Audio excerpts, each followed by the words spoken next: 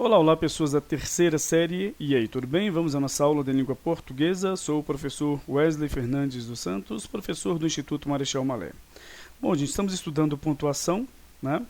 Já estudamos basicamente quase tudo sobre pontuação e hoje vamos terminar o conteúdo estudando o emprego das aspas, entre alguns outros, então, estudos importantes sobre este conteúdo. Vamos lá, então. As aspas. Então, deve ser registrada como erro a abertura, né, de aspas sem o seu fechamento, logicamente, ou vice-versa. Simples, não é? Bom, o segundo, então, ponto a ser tratado aqui sobre as aspas, né? Deve ser registrada como erro a ausência de uma marca formal, por exemplo, como as aspas, tá? Ou sublinhado, ou então colocar em itálico, certo? Ou então mesmo, fica horrível, mas você fazer um negritado quando você estiver, por exemplo, fazendo uma redação, né, dissertativa ou argumentativa, e você vai ter, então, né, de fazer uso de marca formal em caso, por exemplo, de uso de neologismos ou palavras de outros idiomas, os chamados estrangeirismos, certo? Ou seja, você tem de usar uma marca, tá, para demonstrar que estas palavras não são dicionarizadas, certo? E essas palavras também, logicamente, não foram inseridas ainda no vocabulário ortográfico da língua portuguesa. Então, você tem de marcá-las. E o uso das aspas, né, serve para marcar estas palavras. E também expressões, né, da linguagem coloquial empregadas em textos em que se exige o emprego, né, da linguagem formal. Bom, ou seja, não somente o neologismo, também a informalidade, certo? Como gírias, né, palavras, logicamente, de cunho informal e assim por diante. Bom, então o emprego da marca formal é dispensado somente quando estes termos forem usados como nomes próprios, ou seja, começando com a inicial maiúscula. Vamos aqui ao exemplo. A globalização modificou as técnicas de marketing. Marketing é uma palavra que não pertence à língua portuguesa, certo? Só que nós em si já conhecemos, né? Essa palavra, basicamente, ela está inserida no nosso vocabulário, né? No nosso léxico. Só que ainda não foi aceita no vocabulário ortográfico da língua portuguesa de forma oficial e nem sequer em dicionários, né? Então, o que temos aqui? Nós temos, então, uma palavra que deve receber uma marca, né? E aqui, o que está marcando a palavra são as aspas. Agora, pode-se também usar a palavra no mesmo regime, na mesma estrutura, no mesmo formato que os nomes próprios. A globalização modificou as técnicas de marketing, com letra maiúscula. Aí você não vai usar as aspas. Não vai precisar usar outro tipo, então, de marca formal. Tá bom? Temos aqui o emprego do ponto e vírgula. Então, ele serve para separar duas partes de uma frase em que se falam coisas semelhantes a respeito de seres diferentes. Nós já estudamos isso, né? Nós então temos duas orações, geralmente uma coordenada assindética e outra coordenada sindética aditiva. Bom, estamos falando coisas semelhantes, lógicas, né, entre si, só que com sujeitos diferentes. Então você usa o ponto e vírgula. Ela assistiu o Esquadrão da Moda, no caso, programa do SBT. Ele jogava videogame, né? Bom, só um momento. Tá aí. Beleza. Então nós temos aqui o primeiro, no caso, a primeira oração, o primeiro verbo, assistia ao, tá? A linguagem aqui empregada é a informal, mas vamos logicamente usar a formal. Então, ela assistia ao Esquadrão da Moda, certo? Ele jogava videogame. Temos então duas orações, a primeira por causa do verbo assistir e a segunda por causa do verbo jogar. Estão fazendo coisas semelhantes. Como assim? Estão em casa, né? Estão, então, se muitas vezes divertindo, ou então mesmo passando o tempo, né? E ela fazia isso assistindo a um programa. E ele jogando videogame, certo? Então temos sujeitos diferentes em uma oração que é ligada a outra, né? Tratando-se de coisas semelhantes, ponto e vírgula, tá? Obrigatório? Não. Mas pela prescrição gramatical, use o ponto e a vírgula, tá? O ponto e vírgula, na verdade. Beleza. Agora temos aqui, ó. No caso acima, admite-se o ponto no lugar do ponto e vírgula, mas nunca vírgula, certo? Ela assistia ao Esquadrão da Moda e ele assistia, aliás, jogava videogame. Ele jogava videogame e ele não, né? Então temos aqui uma situação em que você vai dividir, então, essas duas orações em dois períodos. Tá bom? Você vai transformar essas duas orações em dois períodos. Você vai transformar esse período simples, desculpe, um período composto, em dois períodos simples. Beleza? Então, também serve o ponto e vírgula para separar conjunções coordenadas, quando a conjunção está depois do verbo da oração sindética, logicamente. Trabalhou o dia inteiro. Não estava, porém, cansado. Então, temos aqui o ponto e vírgula, certo? Por quê? Porque para ter vírgula, por exemplo, marcando uma oração coordenada sindética adversativa, ou seja, separando-a da oração coordenada sindética, você teria, né, de ter a conjunção aqui entre as duas orações. Mas não é o caso, então a ordem, ou seja, a regra, é você colocar o ponto e vírgula e isolar a pontuação, na verdade, isolar a conjunção por meio da pontuação, se a conjunção estiver no meio da oração, ou seja, intercalada. Tá? Agora, se porventura ela estiver no final, só uma vírgula antes, tá? Da conjunção. Beleza. Nota, admite-se o ponto, assim como também aqui na questão dos sujeitos diferentes falando-se de coisas semelhantes. Admite-se o ponto, nunca vírgula. Trabalhou o dia inteiro, não estava, porém, cansado. Certo? Bom, 3. Quando se deseja fazer uma pausa maior, principalmente em frases longas, sem necessidade do emprego do ponto, você vai usar o ponto e vírgula, né?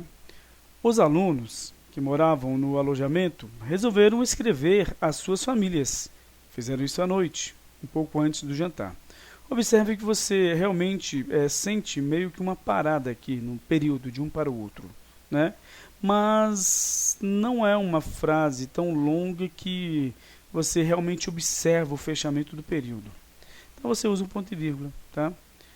Trabalhou o dia inteiro. Aliás, desculpem aqui. Os alunos que moravam no alojamento resolveram escrever às suas famílias. Fizeram isso à noite, um pouco antes do jantar. E observando que aqui há, então, o início de uma oração, né, que não é iniciada, né, o início de oração não iniciada por uma conjunção. Beleza? Não fica muito bom não, mas tudo bem. Repetir a palavra de mesmo cunho semântico. Mas beleza, 3. Aliás, já fizemos a 3, 4. Para separar orações coordenadas adversativas ou conclusivas em substituição à vírgula. Quando então se intensifica o valor das conjunções. Compareceu um número excessivo de candidatos. Portanto, havia necessidade de um apoio logístico maior. Então, você pode separar realmente aqui a oração coordenada, no caso adversativa, certo? Ou então conclusiva, em substituição à vírgula, tá? Mas observe que aí vai haver, então, uma intensificação do valor da conjunção, certo? E, logicamente, o ponto e vírgula vai servir para separar os itens de uma enumeração. Mandaram para a fábrica os seguintes itens: papel branco, cola especial, no último caso, cartuchos para impressora, e você não coloca, então, o ponto e vírgula, e sim somente o ponto. Só uma nota. Se você começou por letra maiúscula, dando a entender que são frases Aí você fecha com um ponto, tá? Beleza. Emprego do ponto. Para encerrar um período sem exclamação ou interrogação, ou seja, uma declaração, seja afirmativa ou negativa. Solicitaram a todos que se apresentassem às 4 horas. Então, em determinadas situações, já estudadas por nós, em que também se pode usar o ponto e vírgula. Saiu cedo, ponto. Perdeu, contudo, a palestra. Como assim? Quando você faz uso da conjunção coordenativa sindética adversativa, ou então a conclusiva e mesmo a explicativa, no meio da oração sindética. Aí você pode separar por ponto os dois, no caso, as duas orações, e separar por ponto 2 períodos, não é? Beleza. Ou seja, aquele período composto em 2 períodos simples. Na maioria das abreviaturas, não confundam abreviaturas com abreviação, tá bom? Vamos ver isso. Então, por exemplo aqui, página, P ou PAG. E se a sílaba tônica cair na regra da acentuação, coloque a acentuação, é obrigatório, tá?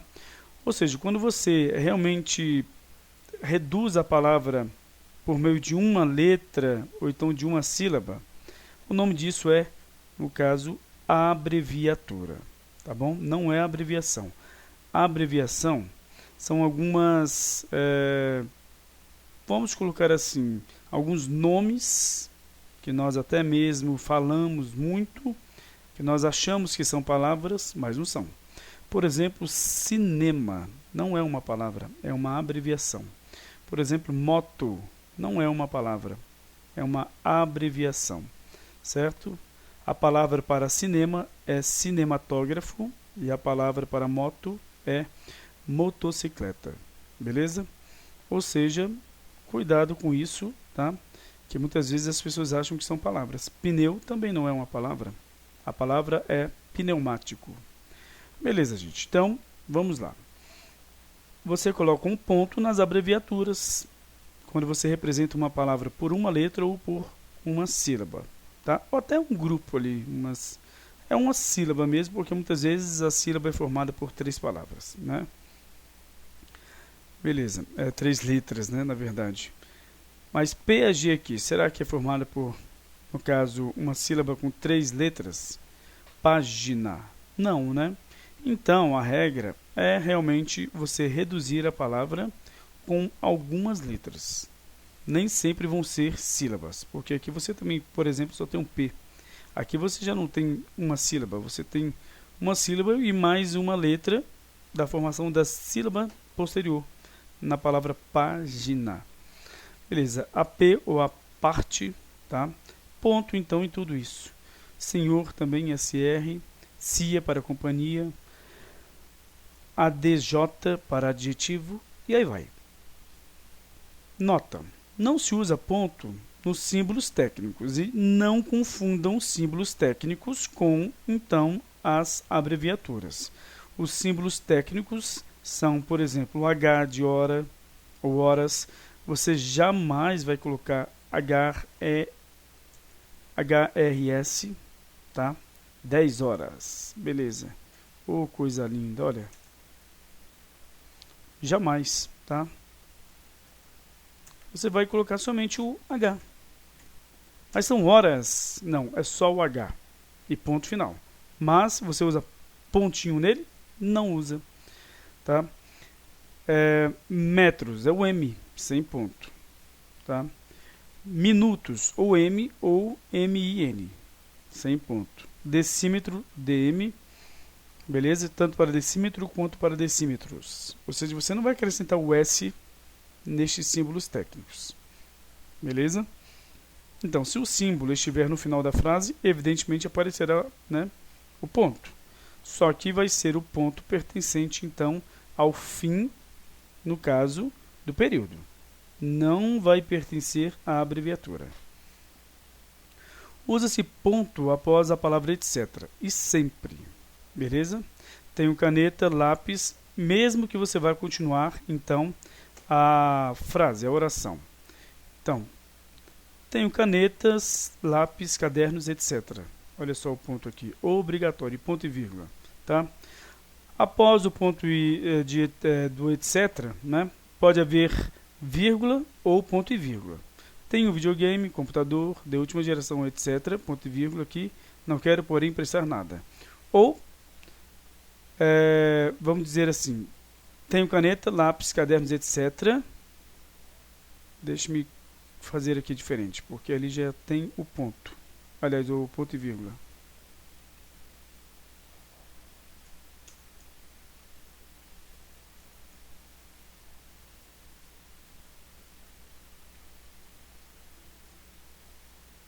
Então tá aqui, agora vai ser uma vírgula obrigatória. Mas olha o ponto aqui, continua.